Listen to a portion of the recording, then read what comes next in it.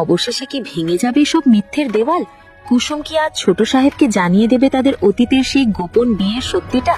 একদিকে মেঘা প্ল্যান করছে আজ রাতেই আয়ুষকে পৃথিবী থেকে সরিয়ে দেওয়ার, আর অন্যদিকে দীপালি পিসির কথা মতো কুসুম সিদ্ধান্ত নিয়েছে সে আর চুপ থাকবে না। ছোট সাহেবের সামনে দাঁড়িয়ে কুসুম আজ কি এমন বলতে চায় যা তাদের জীবনটাই বদলে দেবে?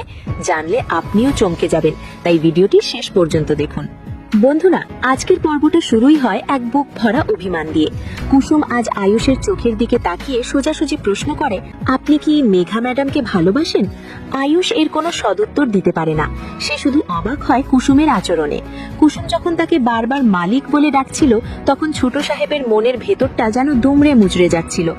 আয়ুষ বারবার বোঝাতে চায় কুসুম তার কাছে কাজের লোক নয়, বরং তার সবচেয়ে ভালো বন্ধু। কিন্তু কুসুম আজ নাছোড়বান্ধা।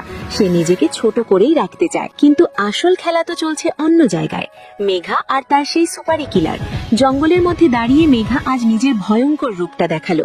সে পরিষ্কার জানিয়ে দিল আজ ফার্ম হাউসে আয়ুষের জীবনের শেষ রাত, আর এই পথে একমাত্র বাধা হলো কুসুম।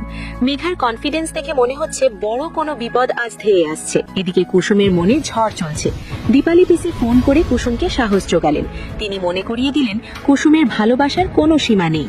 দীপালি পিসির সেই কথায় কুসুম যেন নতুন করে শক্তি পেল। সে ছুটে গেল আয়ুষের কাছে। মেঘার পাঠানো চিঠিটা পড়ার নাম করে কুসুম কি আজ নিজের মনের চিঠিটা খুলে ধরবে? সে কি বলতে পারবে, ছোট সাহেব, আমি আপনার সেই স্ত্রী যাকে আপনি সিঁদুর পরিয়েছিলেন? নাকি মেঘার গুলি এসে থামিয়ে দেবে সবকিছু? টান টান উত্তেজনায় শেষ হলো আজকের পর্ব। বন্ধুরা, কুসুম আর ছোট সাহেবের এই অসম প্রেমের গল্পে সামনে কি হতে চলেছে তা জানতে হলে আমাদের চ্যানেলটি এখনই সাবস্ক্রাইব করে রাখুন। ভিডিওটি ভালো লাগলে একটি লাইক দিন এবং সবার সাথে শেয়ার করুন। দেখা হচ্ছে পরের ভিডিওতে নতুন কোনো আপডেটের সাথে। ধন্যবাদ।